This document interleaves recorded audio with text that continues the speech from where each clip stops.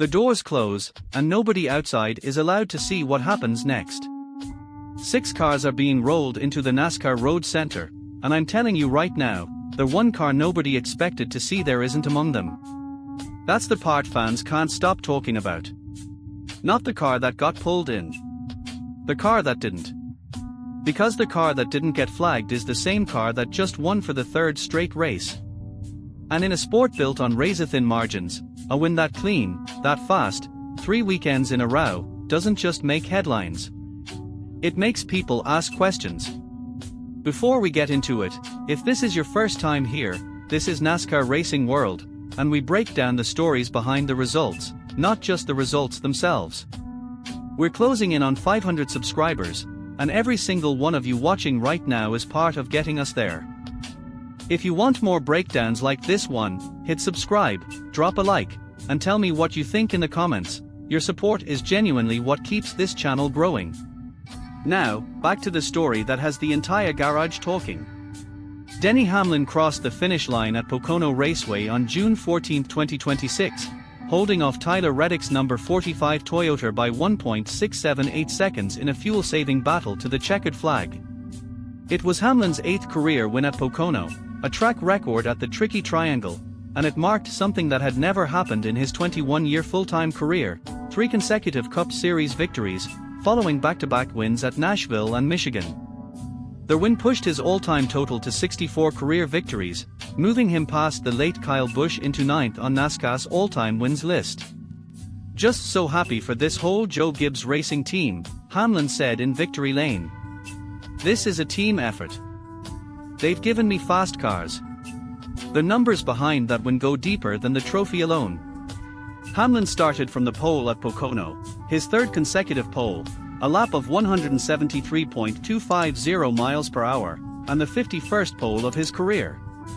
He won Stage 1 outright, held the lead for large stretches of the afternoon, and reclaimed the top spot with 5 laps remaining after his own Joe Gibbs Racing teammate, Christopher Bell, briefly led on a fuel mileage gamble. Bell, racing with a broken wrist from a hard crash the previous weekend at Michigan, ultimately faded to a 26th place finish. William Byron crossed 3rd, John Hunter Nemechek finished 4th, and Kyle Larson rounded out the top 5. That's the celebration.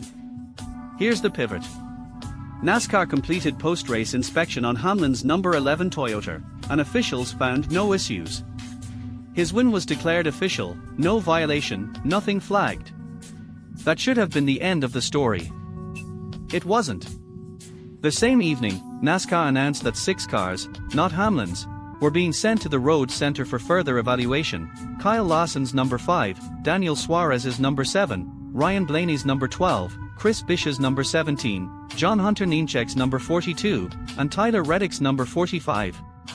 NASCAR was direct about what that selection meant, stating plainly that selection for road inspection does not indicate a rules violation, and that vehicles are routinely sent back for additional examination as part of the sport's ongoing competition process. That's the official language. It's measured, procedural, and it's meant to close the door on speculation. Instead, it opened one. The car that won 3 straight races walked away clean. The cars chasing it are the ones getting a second look. For a fanbase that watches inspection reports the way other sports fans watch a scoreboard, that detail didn't go unnoticed. To understand why a clean inspection report still fuels this kind of reaction, you have to understand how thin the margins actually are in the NASCAR Cup Series. Suspension geometry, aerodynamic balance, manufacturing tolerances on body panels, these are measured in fractions of an inch, and those fractions are frequently the difference between a car that wins a stage and a car that finishes mid-pack. In a garage where every team is searching for that fraction, a driver finding it 3 weekends running is treated as either a masterclass in engineering, or a red flag worth watching closely. This isn't a new phenomenon in NASCAR. Inspection scrutiny has followed dominant cars and dominant teams for as long as the sport has run a technical rulebook. Success invites closer looks, and closer looks invite public debate, even when nothing is ultimately found. That pattern is exactly what's playing out again here. The timing adds another layer to this. 2026 marked NASCAR's return to its original chase format, where the top 16 drivers in points after 26 regular season races qualify for a 10-race postseason points reset, and a single race win is now worth 55 points, up from 40 under the prior system.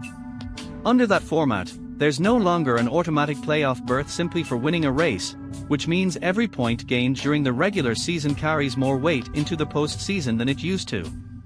A team finding extra performance in June and July isn't just chasing a trophy, it's shaping its playoff seeding months in advance. Fans have split into two camps over this. One side points to the numbers. Toyota drivers have won 10 of the first 16 races this season, and Joe Gibbs Racing alone has accounted for 5 of those wins. To this camp, that's a manufacturer and a team executing better than everyone else, full stop. The other camp isn't ready to accept that explanation without more evidence, and wants every inspection, every road center visit, and every closing margin examined before they'll call it settled. Both camps are working from the same set of facts, which is what makes this debate so persistent. Nobody disputes the results: 3 wins in a row, a pole lap 0.057 seconds quicker than Lawson's best at Pocono qualifying, a manufacturer sweeping more than half the season's races. What's disputed is the explanation behind those numbers, and that's a gap no single inspection report has closed, because the reports keep coming back clean. And then Hamlin addressed it directly. Whatever Hamlin says publicly about his car's performance gets read 2 ways by 2 different audiences. Some fans hear confidence from a driver with nothing to hide. Others hear a rehearsed answer designed to close a conversation rather than actually settle it. The scrutiny doesn't stop at Hamlin. It extends to Joe Gibbs Racing as an organization. A team winning at this rate isn't just defending a stopwatch anymore, it's defending a reputation, race after race, whether or not anything is ever found to be wrong. That kind of sustained attention carries weight beyond the track too. Sponsors don't need a confirmed violation to feel the pressure of a storyline. Controversy alone, even unproven, can shape how a brand's name gets talked about that week. The championship picture makes the stakes even clearer.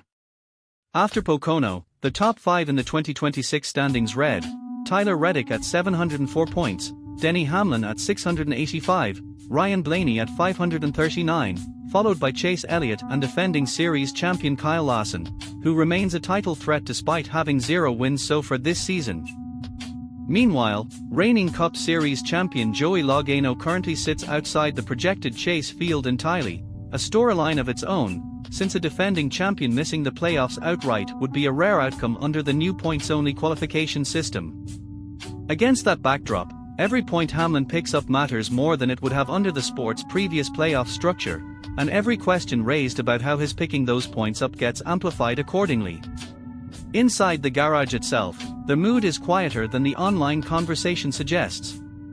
Rival engineers study telemetry and set up data after every race weekend, comparing notes on what the number 11 car is doing differently, without publicly committing to a theory about why it's working. Nobody wants to be the team that admits, on record, that a competitor has found something they haven't been able to match. Online, there's no such restraint. Every inspection update, every road center announcement, every post-race quote becomes its own trending topic within hours. That gap between what's happening in the garage and what's happening online is really the center of this whole story. In NASCAR, championships get decided on the track, over a season of laps and points.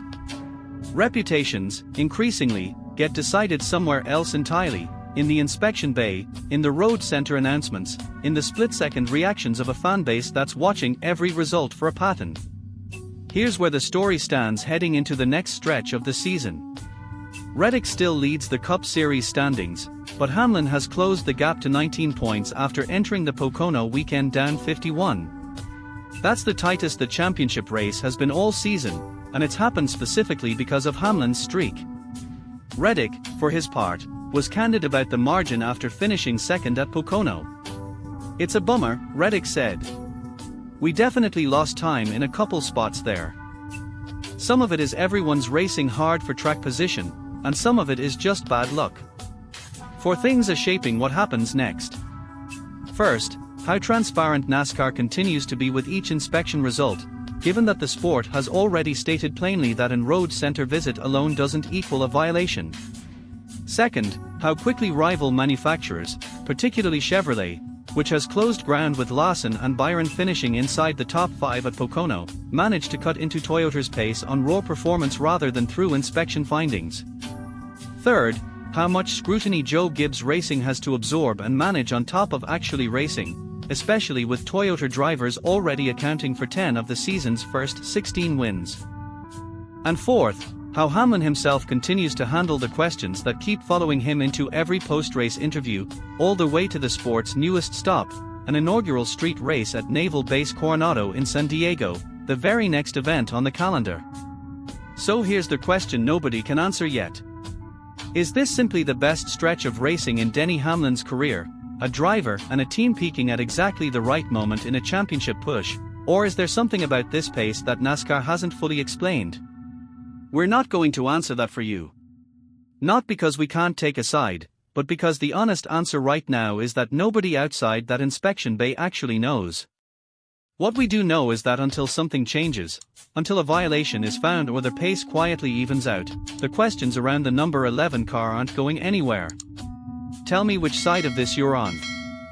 Do you think this is engineering excellence, plain and simple, or do you think there's more to this story than NASCAR has said publicly? Comment below and let me know. I'm reading every single one. And if you found this breakdown useful, share it with another NASCAR fan who's been following this storyline, because this conversation is only going to get louder heading into San Diego. If you enjoy real NASCAR breakdowns like this, you'll like what's coming next, so make sure you're subscribed to NASCAR Racing World before the next race weekend changes this story all over again.